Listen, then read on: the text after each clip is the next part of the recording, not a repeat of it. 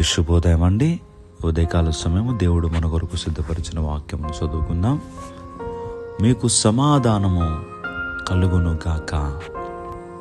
ఆదివారం సాయంకాలమున శిష్యులు యూదులకు భయపడి తాము కూర్చున్నటువంటి ఇంటి తలుపులని మూసుకుని వారు ప్రభును స్తుతించటానికి ఏకీభవించారు. సడన్గా అన్ని తలుపులు వేసున్నాయి. వారందరూ కలిపి ప్రభును స్తుతిస్తున్నారు. వారి మధ్యలోనికి యేసు ప్రభుల వారు వచ్చారు.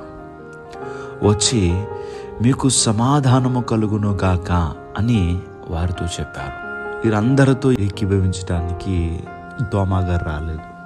ఆ తోమా గారు రాకపోతే మిగిలిన శిష్యులు, నువ్వు ఆదివారం సాయంకాలం రాలేదు కానీ యేసు ప్రభువారు మా మధ్యలోనికి వచ్చారు అని మిగిలిన శిష్యులు తోమా గారితో చెప్పినప్పుడు, యేసు ప్రభువారు చనిపోయారు కదా, ఆయన మరలా లేవడం ఏంటి, నేను ఆయన గాయముల్లో వేలు పెట్టి చూస్తేనే కానీ నేను నమ్మను అని చెప్పి ఆయన చెప్పడం జరిగింది. మరలా ఇంకొక ఆదివారం వచ్చింది. ఈ ఆదివారం మరలా శిష్యులు అందరూ కూడా ఏకీభవించారు. అక్కడ తలుపులన్నీ మూసున్నాయి. ఆ తలుపులు మూసి ఉంటుండగానే మరలా యేసు ప్రభువారు వచ్చారు. ఈ ఆదివారం, గతించిన ఆదివారం తోమా గారు రాలేదు. ఈ ఆదివారం తోమా గారు వచ్చారు. యేసు ప్రభువారు వచ్చి, తోమా ఇదిగో చూడు నా గాయములు అని యేసు ప్రభువారు చూపించారు. అయితే ఇక్కడ కూడా ఆయన వచ్చిన వెంటనే మీకు సమాధానము కలుగును గాక అనే మాట పలికారు.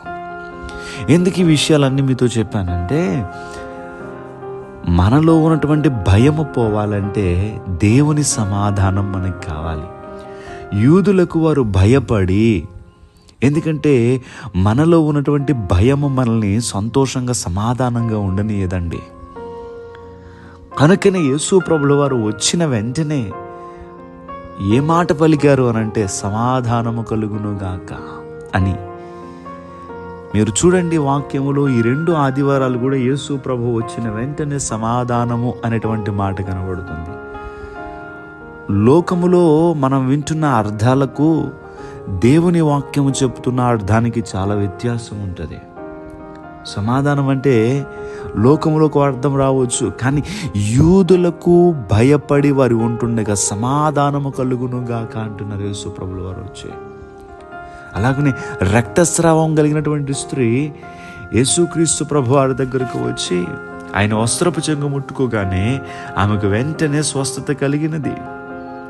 12 సంవత్సరాల నుండి ఉన్నటువంటి ఆ బలహీనత ఆమెను విడిచిపెట్టిపోయి, అనగా స్వస్థత ఆమెకు కలిగినప్పుడు యేసు ప్రభువు వారు అంటున్నారు, నీ విశ్వాసమే నేను స్వస్థపరచును, సమాధానము కలిగిన దాని వైపు అని ఆమెతో చెప్పినని చదువుతాం.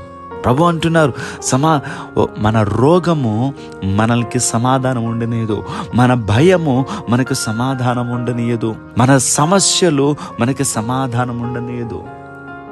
అందుకని యేసు ప్రభు వారు యూదులను గూర్చినటువంటి భయము వారి శిష్యులు కలిగి ఉంటుండగా వారి మధ్యలోనికి వచ్చి సమాధానము కలుగును గాక అన్నారు.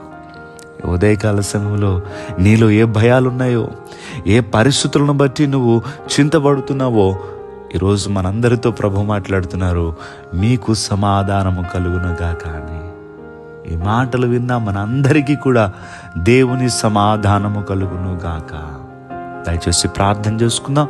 సర్వాధికారి అయిన దేవా, మీకు వందనములు. ఈరోజు నిబిడలు వారు దినచర్య ప్రారంభిస్తూ ఉంటుండగా నిబిడలకి మీరు సహాయం చేయండి. చదువుకుంటున్నటువంటి విద్యార్థులు ప్రభా, వారి చదువుల్లో వారికి తోడుగా ఉండండి. ఉద్యోగముల కోసం ప్రయత్నాలు చేస్తున్నటువంటి బిడ్డలు ఉన్నారు, వారు ప్రయత్నాలు సఫలపరిచి వారు ఉద్యోగాలు పొందుకోవాలి. అలాగనే వ్యాపారం చేస్తున్నటువంటి బిడ్డలు వారి వ్యాపారములను అభివృద్ధి చేయండి. ఉద్యోగం చేస్తున్నటువంటి బిడ్డలు వారు నెక్స్ట్ లెవెల్కి వెళ్ళడానికి సహాయం చేయండి. అలాగనే విదేశాల్లో కష్టపడి పని చేయడానికి వెళ్ళినటువంటి బిడ్డలు వారికి మంచి ఆరోగ్యాలు ఇచ్చి వారి యొక్క రెక్కల కష్టము వృధా కాకుండా మీరు దీవించమని ప్రార్థన చేస్తూ ఈ రోజంతా నీ బిడ్డలు సంతోషంగా ఉండులాగా మీ సన్నిధి తోడు నీ బిడ్డలకి దయచేయమని యేసుక్రీస్తు వారికి నామం పేరట అడిగి వేడుకుంటూ ఉన్నాం మా పరమ తండ్రి.